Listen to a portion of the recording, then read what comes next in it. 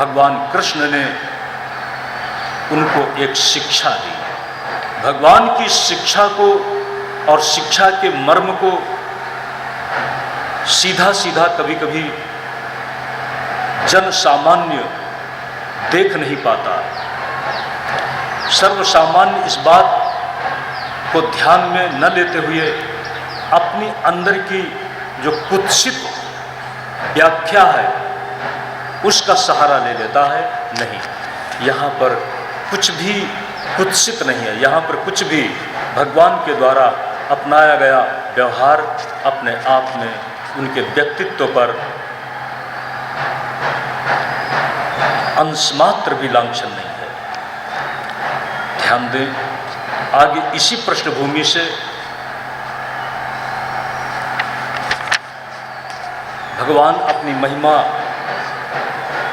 का व्याख्यान करते हुए पंडित जन अपनी अहम्मन्यता में कभी कभी जो एक व्यापक दृष्टि है, आग्रही दृष्टि के कारण छोड़ देते हैं, खो देते हैं। एक जगह पर यज्ञ चल रहा था और पंडित जन यज्ञ करा रहे थे, ब्राह्मण समुदाय यज्ञ करा रहा था। ब्राह्मण पत्नियां भगवान कृष्ण की चरित्र महिमा की बात सुनते हैं, उनके मन में श्रद्धा और सद्भाव उमड़े, लेकिन पतियों का अंकुश वो भगवान कृष्ण के पास जा नहीं सकती। भगवान कृष्ण स्वयं गए हैं और यज्ञ पत्नियों को, जिनकी यह लालसा थी कि हम कृष्ण को देख सकें, कृष्ण को इन आँखों से हम निहार सकें, वो निहार सकी।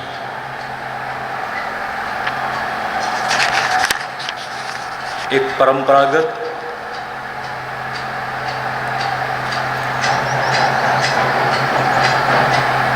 वर्ष में एक बार पूजा का प्रसंग आता था। नंद बाबा गांव के बड़े बड़े सम्मानित लोगों को बुला करके मंत्रणा की, और मंत्रणा की है कि जो अपनी वार्षिक पूजा होती है इंद्र की प्रसन्नता के लिए, उसका अनुष्ठान करना चाहिए, वो पूजा करनी चाहिए। भगवान कृष्ण ने पूछा है कि ये इंद्र की पूजा क्यों करते हैं? इंद्र की पूजा क्यों करते हैं?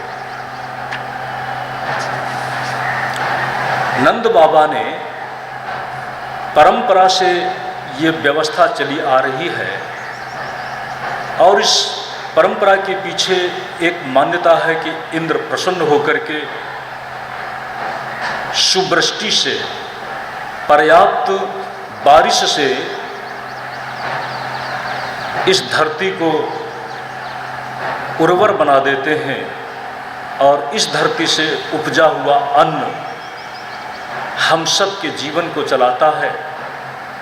तो ये जीवन के लिए एक बहुत बड़ी सहकारी परंपरागत पूजा है और इसके प्रधान देवता हैं इंद्र।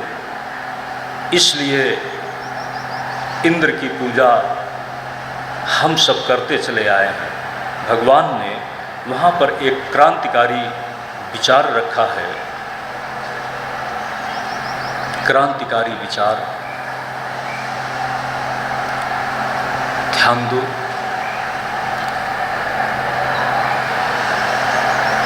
इंद्र को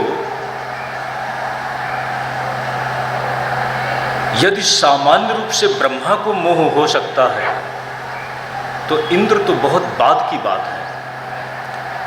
इंद्र को भी अपनी भगवत्ता का, अपने ईश्वरत्व का परिचय मिले इस उद्देश्य से भगवान ने बहुत रहस्यात्मक ढंग से उस पूजा के विरोध में बात किया कि इसकी क्या जरूरत है। आपने सुना है इंद्र बहुत जल्दी कुपित होते चले आए हैं और बहुत भयभीत रहे हैं। कभी किसी की ऋषि की तपस्या से शंका युक्त होकर उसको तपस्या से गिराने के लिए तरह तरह की योजनाएं बनाते रहे।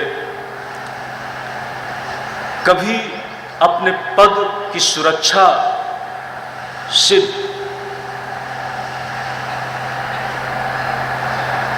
प्रयत्नशील रहते हुए इंद्र ने किसी के अनुष्ठान और किसी के यज्ञ में बाधा डाला।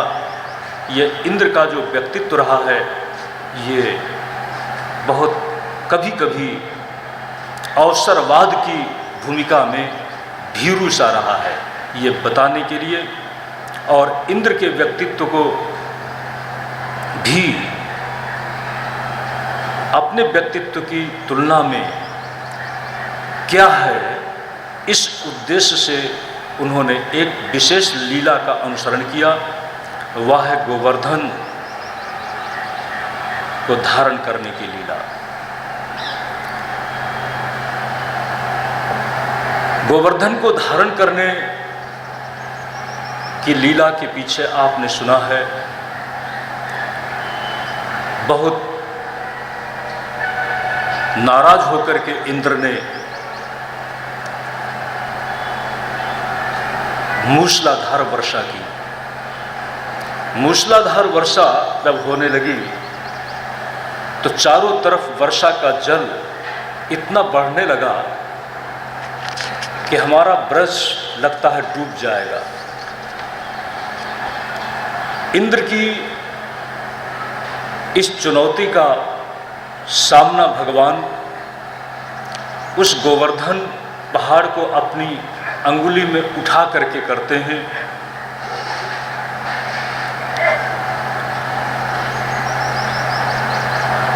जिस अंगुली के निर्देश से समूचा विश्व ब्रह्मांड चल रहा है, जिसके लिए याज्ञवल्क्य के सामने कभी गार्गी ने प्रश्न किया था, क्या इस संसार का कोई शासक है, कौन है? उस समय याज्ञवल्क्य मुनि ने बताया था, एतस्य वा अक्षरस्य प्रशास, एतस्य वा अक्षरस्य प्रशासने गार्गी। ये जो अक्षर अविनाशी अभयम वै तत्, जो अपने आप में अभय रूप है और अपने आप में जो सर्वरूप है, ऐसे इस कभी भी अपनी महिमा में क्षरित न होने वाले, अपनी महिमा में स्खलित न होने वाले अक्षर अविनाशी ईश्वर में ही जगत चल रहा है। उसके ही शासन में ये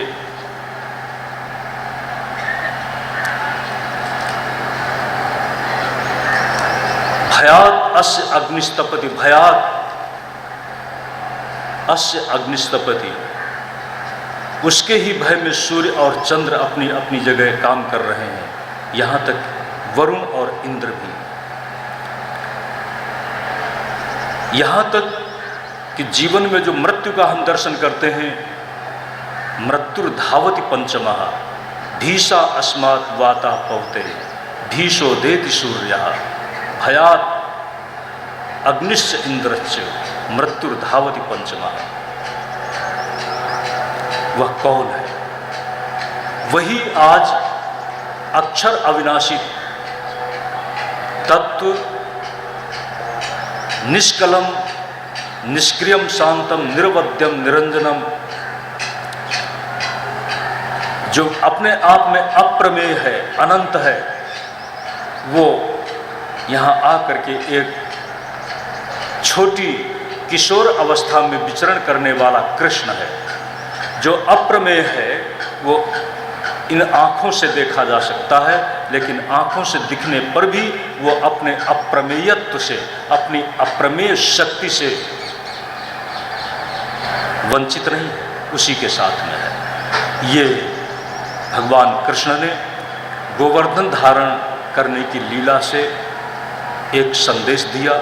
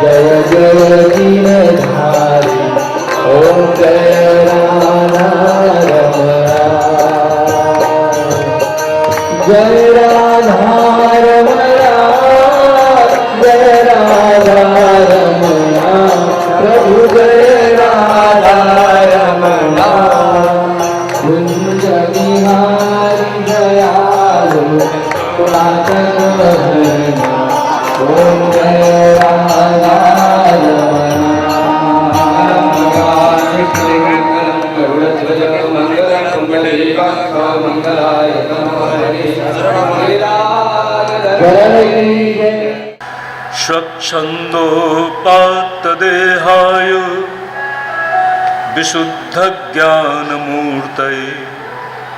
सर्वस्मै सर्वबीजाय सर्वभूतात्मने नमः। ययेदं भगवन् गोष्ठो नाशायात्माय वायुभिः चेष्टितं विहते यज्ञे मानिनाति ब्रह्मण्युना। इंद्र और इंद्र के साथ अन्य देवगण निश्चित ही प्रार्थनीय है। जिस तरह से आप किसी राज सत्ता पर बैठे हुए किसी मंत्रालय से संबंधित काम के लिए आप उस मंत्रालय के मुख्य व्यक्ति से संपर्क करते हैं, इसी के साथ साथ आप दूसरों को भी अगर यथायुक्त मान दे देते हैं तो वो अच्छी बात है। इसी अर्थ में, क्योंकि किसी भी व्यवस्था के शीर्ष स्थान में रहने वाले व्यक्ति के अतिरिक्त, जैसे समझ लें आप मेरे पास आए और मेरे साथ आपने श्रद्धा और सद्भाव के साथ व्यवहार किया, मेरी दृष्टि में आपके प्रति बहुत ही अच्छा भाव होगा, अच्छे भक्त के रूप में आपकी मेरे पास पहचान होगी। लेकिन आपकी किसी जरूरत के कार्य में